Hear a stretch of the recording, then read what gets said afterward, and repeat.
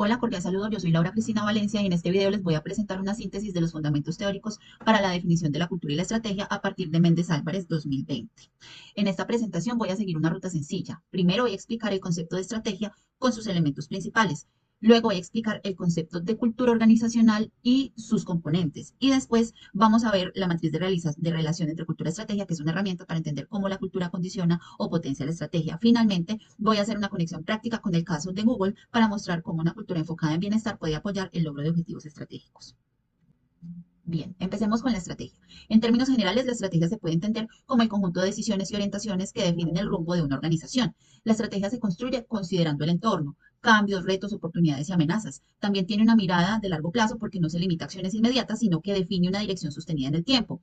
En la práctica, la estrategia se vuelve concreta cuando se traducen objetivos, metas en cursos de acción y asignación de recursos. Es decir, no es solo una idea, sino una forma de orientar lo que se hace, cómo se hace y con qué recursos se hace, buscando competitividad, sostenibilidad e impacto. En esta diapositiva, la tabla sintetiza los elementos esenciales de la estrategia en una organización. El cuadro muestra que la estrategia implica primero la adaptación a cambios del entorno, es decir, decidir cursos de acción frente a una realidad dinámica. Luego requiere una visión de largo plazo que trace el rumbo y oriente la misión. También destaca que una estrategia efectiva define el negocio y crea valor, buscando diferenciación y competitividad. A partir de ello se concretan visión, misión, objetivos y metas que ordenan lo que la empresa quiere lograr y cómo lo mediará. Y finalmente, la estrategia se materializa con cursos de acción y actividades que construyen la cadena de valor y para que sea viable exige asignación y administración de recursos, pues el cumplimiento de metas depende de identificar necesidades y de gestionar adecuadamente lo disponible.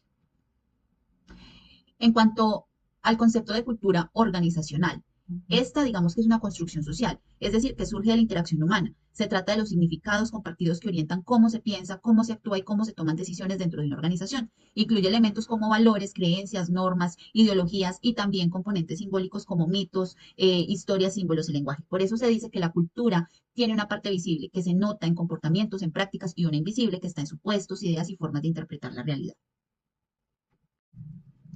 Los elementos de la cultura organizacional se entienden como componentes que orientan la forma de ser de una organización. En primer lugar, la dirección y comportamientos de la interacción social alude a los patrones que guían cómo las personas se relacionan y actúan en el día a día, incluyendo valores, creencias, símbolos, lenguajes e historias que le dan sentido a la vida organizacional. En segundo lugar, la cultura propicia identidad y cohesión, que fortalece el sentido de pertenencia y une a los miembros alrededor de propósitos compartidos, generando compromisos y estabilidad interna. En tercer lugar, se plantea como factor de diferenciación, ya que la cultura puede convertirse en un rasgo distintivo frente a otras organizaciones, posicionándola por su estilo de trabajo, sus prácticas y su manera particular de crear valor. Finalmente aparecen las normas para la acción, que son las reglas formales e informales que regulan comportamientos, delimitan lo permitido y lo esperado y facilitan la coordinación para que las acciones y decisiones se alineen con los objetivos organizacionales. En esta diapositiva se resume el nivel de influencia que tienen los principales elementos de la cultura organizacional sobre la estrategia, mostrando que no todo se impacta con la misma fuerza. En primer lugar, el factor de diferenciación como el más influyente, porque cuando la cultura se convierte en un rasgo distintivo, es decir, forma única de trabajar, de innovar, de servir o relacionarse, hace que la estrategia sea más singular, más competitiva. En segundo lugar, tenemos la identidad y cohesión, que fortalece la pertenencia del compromiso y por eso alinea a las personas para ejecutar la estrategia de manera coordinada. En tercer lugar, la dirección a las conductas, es decir, que indica que la cultura se refleja en comportamientos cotidianos, cómo se toman decisiones, cómo se coopera, cómo se responde a los retos. Y finalmente, las normas para la acción. Estas aparecen con menor influencia relativa en esta comparación, pero sigue siendo clave porque sostiene la operación, reglas, procesos y disciplina para que la estrategia se pueda implementar. Lo que significa entonces que la cultura influye más cuando genera una diferenciación competitiva y esa diferencia es compartida y vivida por las personas.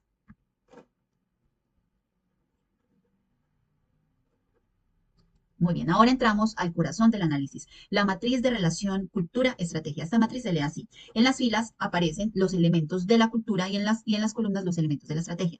Cada cruce muestra si hay una relación relevante entre ambos elementos. La utilidad de esta matriz es que permite ver de forma organizada por qué la cultura no es solo un adorno de la organización, sino una condición real para que la estrategia funcione. En otras palabras, si la cultura no está alineada con la estrategia puede fallar aunque esté bien escrita.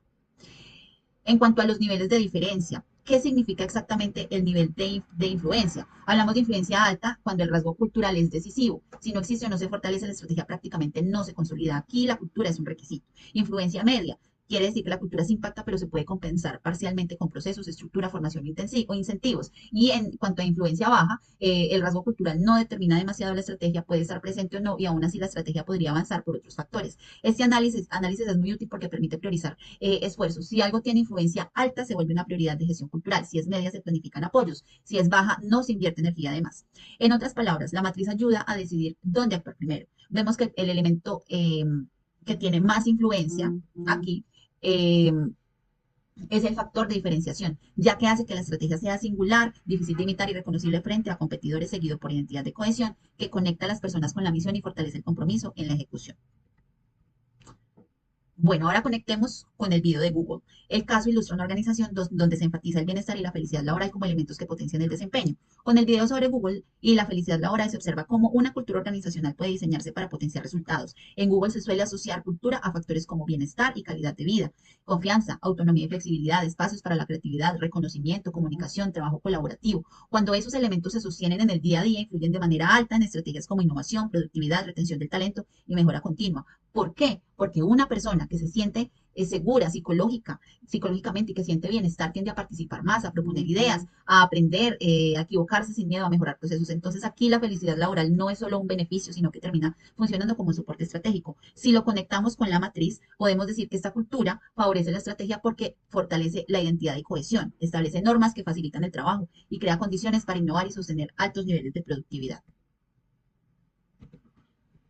Bueno, para cerrar, la estrategia define el rumbo, la cultura hace posible su ejecución. Aquí se afirma que la estrategia marca la dirección, metas, prioridades, decisiones, pero quien determina si esa dirección se vuelve realidad es la cultura, los hábitos, las creencias, la forma de liderar, de comunicarse y de trabajar. Por eso una organización puede tener una estrategia perfecta en el papel, pero si la cultura no la acompaña, aparece resistencia, incoherencia o ejecución débil. El factor diferenciación es el elemento cultural con mayor influencia sobre la estrategia. Esta idea resalta que lo que hace distinta a una organización frente a otras no es únicamente lo que planea, sino cómo piensa y actúa colectivamente. En la matriz esto se ve cuando ciertos riesgos culturales, por ejemplo, orientación al cliente, innovación, trabajo colaborativo, disciplina, aprendizaje, tienen influencia alta sobre las estrategias. Esos rasgos se vuelven la base o el sello competitivo y del logro estratégico.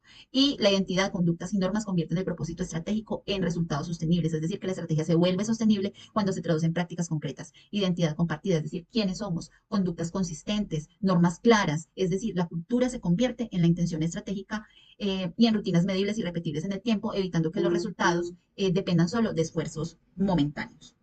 Comparto el apartado de referencias. Muchísimas gracias.